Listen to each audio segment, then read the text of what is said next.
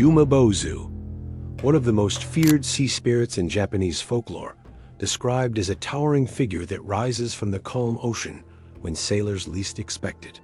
Most accounts say that only its massive black head and shoulders appear above the waves, as if the rest of its body stretches endlessly into the dark water. Sailors recognized it instantly, for the appearance of Umibozu almost always meant disaster. Its skin was said to be darker than the night itself, blending with the sea, and its eyes glowed faintly with an eerie light. Witnesses spoke of a silence that fell over the sea before it rose, a silence so deep that even the smallest waves vanished. Then, with a slow and terrible inevitability, Umibozu would rise and capsize boats with a single movement. Legends describe it demanding offerings from crews, asking for barrels of water to fill. If sailors panicked and refused, Umibozu would drag the entire ship beneath the waves. However, some clever fishermen discovered a trick. They would prepare bottomless barrels and offer them instead, knowing that the spirit would waste its time trying to fill the impossible container, giving the crew a chance to escape.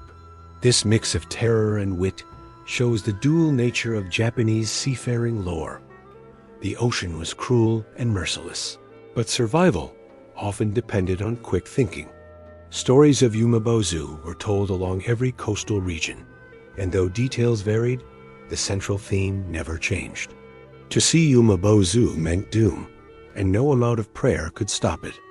Its name itself reflects this, with bozu meaning monk, because sailors believed its smooth round head resembled that of a shaved monk. Some believed it was the vengeful spirit of drowned priests, cursed to roam the seas. Others said it was simply the ocean's rage taking shape.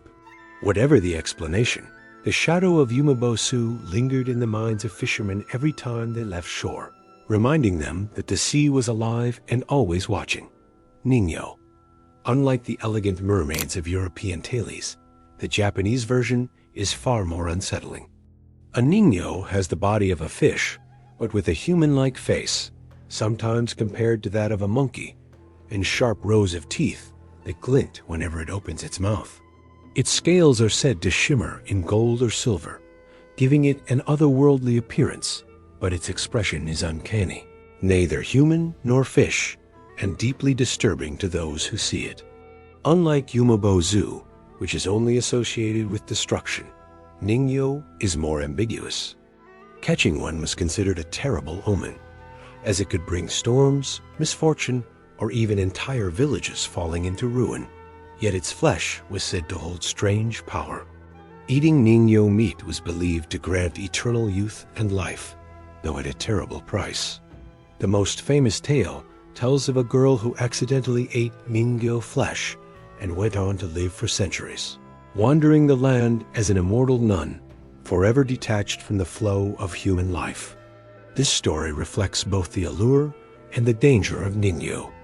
Sailors and fishermen respected it deeply, often releasing one back into the sea if caught, fearing the consequences of keeping it.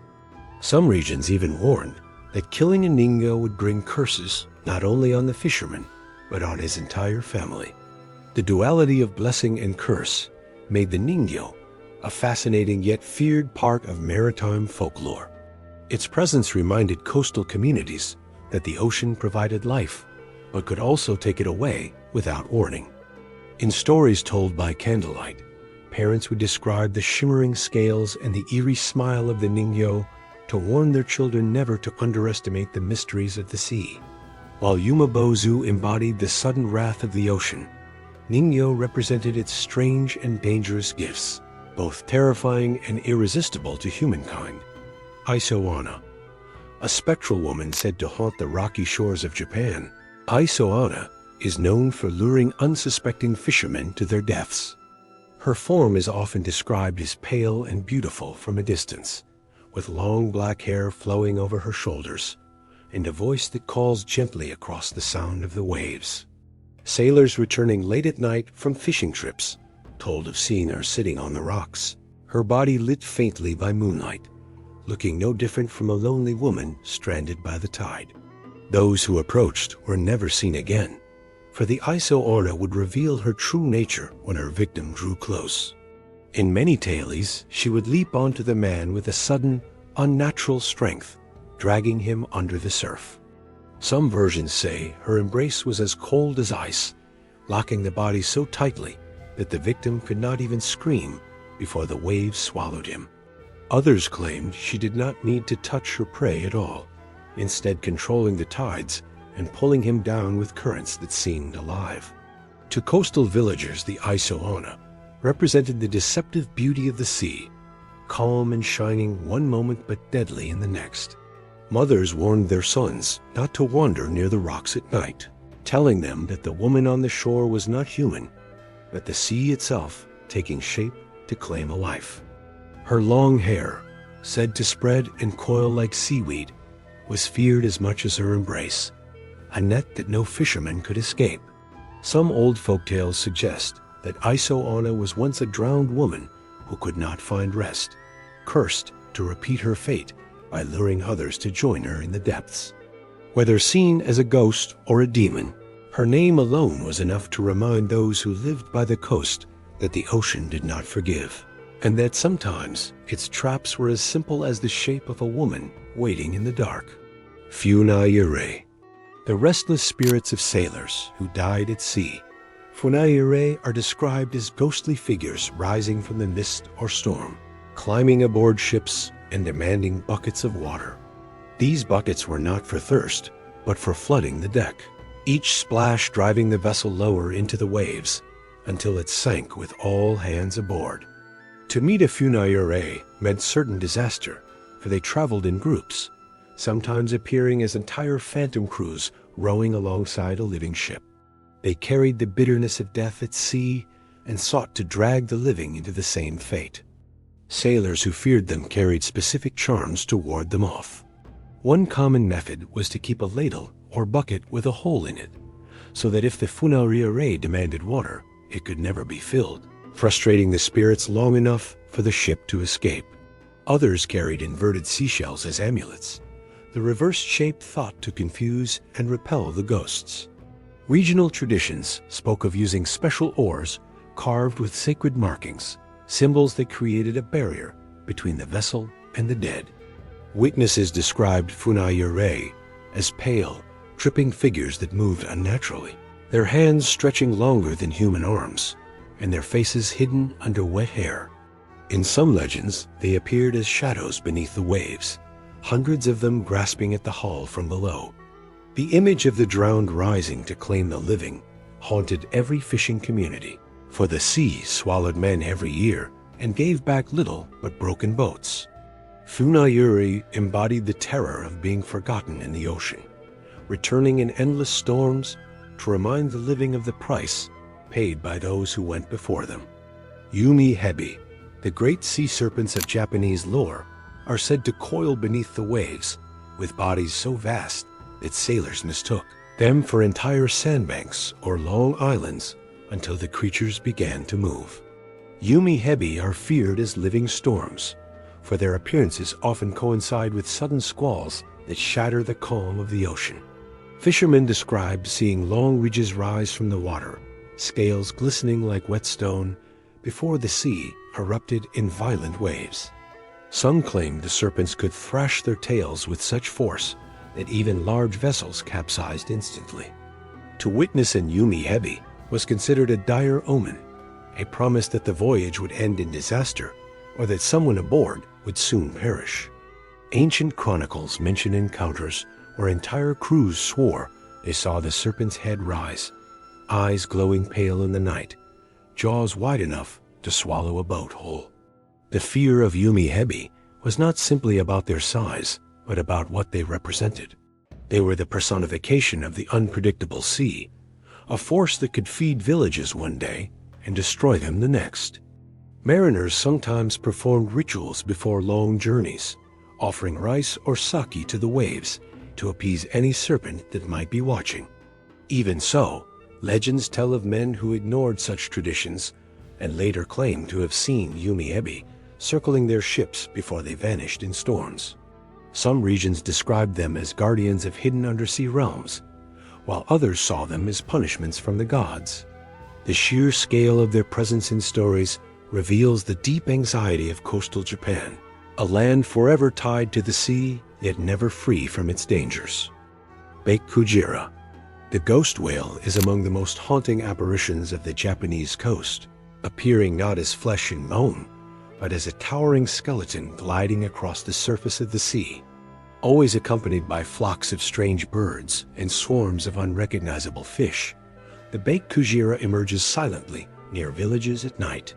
Those who see it know calamity will follow, for its arrival is said to herald famine, plague, or the collapse of entire fishing communities. The whitened bones rise against the dark water, gleaming in moonlight as if to mock the living with the reminder of death. Villagers believed that even touching the waters it passed through could bring illness. The legend may reflect the historical importance of whaling in Japan, where entire towns relied on whales for food and material. A ghost whale embodying misfortune could be seen as the sea's revenge for overhunting, warning communities not to take too much. Some versions say that when the Bake-kujira appears, the strange birds circling above are not real animals, but spirits themselves, cawing like omens, while the fish swimming around its ribs rot instantly when caught. Others describe it as a single massive skeleton, moving with impossible speed, always out of reach of harpoons. Stories often end with villages falling into decline after sightings, their people struck with bad harvests or sickness until they abandoned the shore altogether. The Bake-kujira served as a grim reminder that prosperity from the sea could be snatched away at any moment. In a culture so deeply dependent on coastal resources, this phantom was not simply a ghost story, but a symbol of collective fear, a tale retold to remind generations that the balance between humans and the ocean could never be taken for granted. Samebito. The shark man of Japanese lore is often described with skin as dark as night, gills along his neck, sharp serrated teeth, and eyes that shine like lanterns beneath the waves. Unlike many monstrous beings of the sea, Samebito is not always portrayed as cruel or destructive. In some traditions, he is a tragic figure, feared for his appearance, but carrying a gentle soul.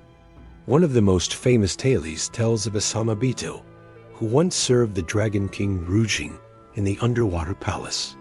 Banished for a transgression, he came to the human world and lived quietly near the shore, his form frightening anyone who glimpsed him. Yet his story took a turn when he met a human man who showed him kindness. In gratitude, the Samebito used his tears to change the man's fortune. His tears were not drops of salt water, but jewels of great value, sparkling gems that fell from his eyes whenever grief overcame him. The tale of the shark man, who wept treasures for love and sorrow, gave a softer side to the monstrous image, showing that even beings of terrifying shape could carry emotions as deep as the ocean itself. His legend also carried warnings, for not all encounters ended kindly. Some fishermen insisted that the sight of a Samebito meant storms were close, his shadow cutting through the water like a signal of approaching danger. Still, the story of his jeweled tears remains the most enduring, passed down as a symbol of the unexpected bonds that could form between the human world and the mysteries of the sea. Iso-dakko. Known as the giant octopus of coastal waters, Iso-dakko was feared not only for its sheer size, but for what its many arms represented. The tentacles of this enormous creature were said to rise suddenly from the sea, curling around boats like ropes and pulling them down into the depths. To encounter an Iso-dakko meant that escape was nearly impossible, for once its grip closed, no sailor could break free. Villagers spoke of strange whirlpools near cliffs and reefs, claiming that the Iso-dakko was beneath the water, waiting patiently for ships to pass overhead. Tales told by survivors described the crushing strength of the arms, the suckers clinging so tightly that wood cracked under the pressure. Beyond the physical threat, the octopus carried symbolic weight in folklore. Its many limbs were seen as a reminder of entrapment, of the sea's ability to bind and control those who underestimated it. The sight of tentacles in the water became a nightmare image for coastal communities, blending real encounters with large octopuses and the exaggerated fear of something far greater. Fishermen returning from storms told of shadows spreading wider than a ship, claiming that only luck saved them when the creature did not strike. In some stories, the Iso-dakko is less a natural animal and more a guardian spirit, protecting forbidden coasts by pulling intruders down to drown. Whether imagined as demon or beast, the giant octopus served as a powerful warning. The ocean was not simply open space, but a domain where hidden arms could rise at any moment to seize the unwary. Umizato, the image of a colossal figure rising from the waves at night, wearing a broad straw hat, is one of the more unsettling sights described in coastal folklore. Umizato is portrayed as a blind traveler of the sea, a spectral wanderer whose size dwarfs any ship that dares to pass near him.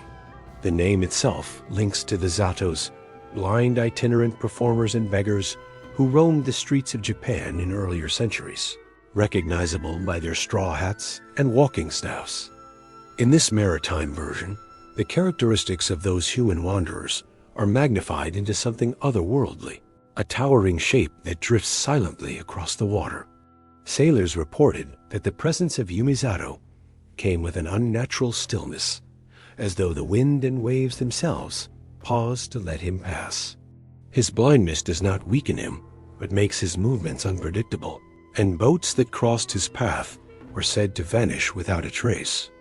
Some legends suggest that he was a drowned Zato, transformed into a spirit doomed to walk not the roads but the sea, endlessly searching with empty eyes.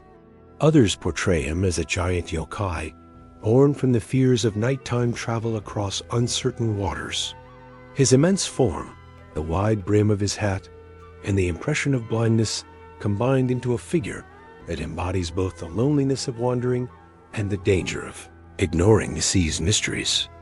People told stories of hearing the faint tapping sound of a staff against the waves, only to realize it was their own mast shaking before the waters swallowed them. To encounter Umizato was to meet a being that existed between human familiarity and the vast unknown, a reminder that even something as ordinary as a beggar's silhouette could become terrifying when shaped by the ocean. Ushi-oni, the ox demon of the coast, is a monstrous figure that has many regional forms, but always carries with it the reputation of bringing sickness and despair. Ushi-oni is most commonly depicted with the head of a bull, but the twisted body of a beast, sometimes crawling with spidery limbs that clatter as it moves. Along rivers and mountain valleys, it is feared as a plague bringer, but in coastal tales, it rises directly from the surf, charging onto the beach with a body dripping salt water. Fishermen spoke of entire villages struck with disease after the monster appeared offshore, its shadow spreading across the waves before anyone realized what was coming. The combination of familiar features, the horns of a bull and the face of a beast of burden, with unnatural limbs, made it an embodiment of corruption. Unlike spirits that test or trick humans, Ushi-oni seems to exist only to spread pain. Some accounts claim that its breath alone was enough to weaken anyone nearby, leaving them trembling and feverish. Warriors who fought it told of weapons breaking against its hide, and survivors described a stench of rot that lingered after it disappeared back into the sea. The coastal Ushi-oni often came in company with Iso-onna, a snake woman yokai who lured men to the water's edge before the bull-headed monster struck. These stories reinforced its identity as a hunter of humans, a yokai whose presence marked certain tragedy. Villages that lived by the shore carried rituals to ward it off, hanging talismans and reciting prayers whenever strange shapes were spotted on the horizon. The Ushi-oni was not only a monster, but a personification of the sea's ability to bring sudden ruin, reminding people that what emerged from the waves could be far worse than any storm. Ryujin, the dragon king of the sea, is one of the most majestic and commanding figures in Japanese mythology, dwelling in the grand underwater palace known as Ryugu-jo. He is described as a colossal dragon with shimmering scales that glint like emerald and sapphire, whiskers flowing like waves, and eyes as deep as whirlpools. Ryujin is not only the master of the ocean's creatures, but also the keeper of the tides themselves. For in his possession lie the tide jewels, the kanju and manju, with which he could raise or calm the seas at will. Legends say he could summon storms or reveal hidden land by lowering the waters, making him both protector and threat to those who depended on the ocean for survival. His palace was believed to be a place of impossible beauty, its halls lined with coral and guarded by turtles, fish, and other sea beings that served him loyally. The most famous tale connected to Ryujin is that of Arashima Taro, the fisherman who rescued a turtle and was taken to the Dragon King's court as a reward. There, Urashima met Ryujin's daughter Otohime, lived in luxury, and experienced a paradise beneath the waves. Yet when he returned to the surface, he discovered that centuries had passed, for time flowed differently in Ryugujo.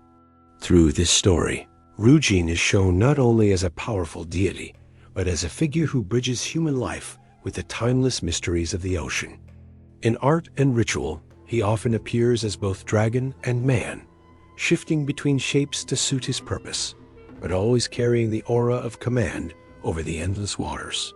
Fishermen offered prayers to him for calm seas, and rulers invoked his power to claim legitimacy, for controlling the tides was seen as a mark of divine authority. Ryujin stood as the embodiment of the sea's grandeur, its beauty, and its terror, a reminder that the waves were ruled by a will far greater than any human hand. Isonade. Among the most sinister predators of the Japanese sea, Isonade is feared not for its visible form, but for the terror of what cannot be seen.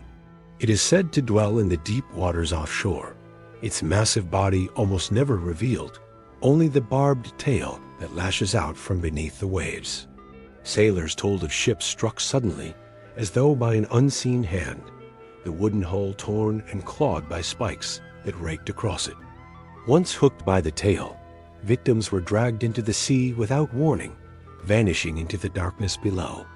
The stealth of Isonade was what made it so feared, for unlike other monsters that appeared with spectacle, this demon struck in silence, and by the time its prey realized what had happened, it was already too late. Some legends describe it circling ships in the night, the sound of scraping along the hull the only sign of its presence. In certain coastal villages, strange scars on abandoned boats were explained as marks of Isonade's claws, proof that the monster had hunted nearby. Unlike the dragons or divine rulers of the sea, Isonade held no court and offered no blessings.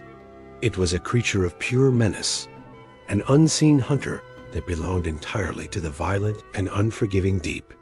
Its very name, meaning beach stroker, reflects how it lashes at the edges of human life, reaching from its hidden world into the fragile safety of fishing boats. Protective charms were carried by sailors in hopes of warding it off, but most believed that survival depended only on avoiding its waters. The few who claimed to have seen more than its tail spoke of a monstrous fish-like form of enormous size, covered in dark scales, but these stories were rare and whispered with dread. Isonade endures as a symbol of the sea's invisible dangers, the lurking power beneath the surface that could strike without warning and drag life away into the depths. Akugyo. The monstrous fish known in folklore as Akugyo is described as a demon of the sea whose sheer size and malevolence made it one of the most dreaded beings ever to haunt Japanese waters. Tales speak of a fish so immense that its shadow alone could darken the sea beneath an entire fleet of ships, its scales black as pitch, and its eyes burning like fire even beneath the waves. When Akugyo stirred, storms followed, and sailors said the sea itself rose in rebellion, as if the monster's body merged with the raging surf. Many legends describe it attacking boats without warning, rising with a gaping mouth, large enough to swallow crew and cargo whole. In some traditions, Akugyo's appearance demanded vast military responses, with hundreds of men and entire fleets dispatched to destroy it. Even then, the struggle was said to last for days, with weapons breaking against its hide as though they were striking stone. To those who lived by the coast, Akugyo represented more than just a beast. It was the sea itself, turned into a mortal enemy, a reminder that no matter how skilled the sailors or how brave the warriors, the ocean could never be truly conquered. Its name literally translates to evil fish, a blunt description that reflects the direct fear it inspired. Survivors of supposed encounters told of waves higher than houses crashing upon the shore after the demon fish dove, villages washed away in its wake, and people vanishing into the sea without leaving even wreckage behind. Akugyo's stories carried warnings that venturing too far into the deep was an act of arrogance, for there were forces below that no human hand could defeat. In the minds of coastal communities, the demon fish was not only a predator, but a punishment, a living curse that reminded them of the fragile balance between life on the shore and the abyss beyond it. Otohime. The radiant princess of the sea, Otohime is one of the most captivating figures in Japanese mythology, dwelling within Ryujin, the splendid palace of her father Ryujin, the Dragon King. She is often described as an ethereal beauty with long flowing hair, delicate robes that shimmer like pearl and coral, and a presence that fills the halls of the palace with grace. Unlike the many monstrous beings that roam the waves, Otohime embodies hospitality and wonder, offering comfort to those rare mortals who are welcomed beneath the sea. In the tale of Urashima Taro, she appears as the gracious host who rewards the fisherman for saving a turtle. She invites him to Ryujin, where he experiences a paradise of music, feasting, and companionship, far removed from the struggles of human life. Her palace is said to change colors with the seasons, walls gleaming with gold and jewel tones, guarded by creatures of the sea who serve her faithfully. Otohime herself is more than a princess. She is a guardian of the deep, representing the sea's generosity and allure. Yet even in her kindness lies a reminder of the ocean's otherworldliness, for the gifts of the sea are never free from consequence. When Urashima Taro finally left her realm, he was given the mysterious tamatebako, a box he was told never to open. Upon doing so, he was cursed with the passage of centuries in a single breath, growing old and frail as his mortal time caught up with him. Through Otohime's story, the sea is shown as both benevolent and alien, a place of enchantment where human desires are fulfilled, but never without a cost. She symbolizes the irresistible beauty of the ocean and its treasures, reminding listeners that the world beneath the waves is as dangerous as it is dazzling. Otohime's legend endures as one of elegance and bittersweet wonder, the face of a sea that can welcome but never truly belong to humankind. The sea in Japanese mythology stands as both a giver of life and a source of endless peril, a mirror of the reality faced by a nation whose history and survival were bound to the waves. Fishing communities depended on the ocean's bounty to sustain themselves, yet every venture into open water carried the risk of never returning, and this constant tension shaped the stories passed down through generations. The creatures of the sea were not imagined as distant fantasies, but as living reminders of the ocean's unpredictable nature. They represented both the awe and the terror felt by those who sailed into the mist, their fates tied to powers they could neither control nor fully understand. To encounter beings like Umibozu, Isonade, or Akugyo was to face the sea's wrath made flesh, towering shadows and hidden hunters that struck without mercy, embodying the nightmares of drowning and disaster. At the same time, figures such as Ryujin and Otohime revealed another side of the ocean, one of beauty, majesty, and promise, where divine rulers and radiant princesses welcomed mortals into palaces of coral and pearl. Yet even those gifts came with a reminder that the sea was never a place for humans to claim as their own.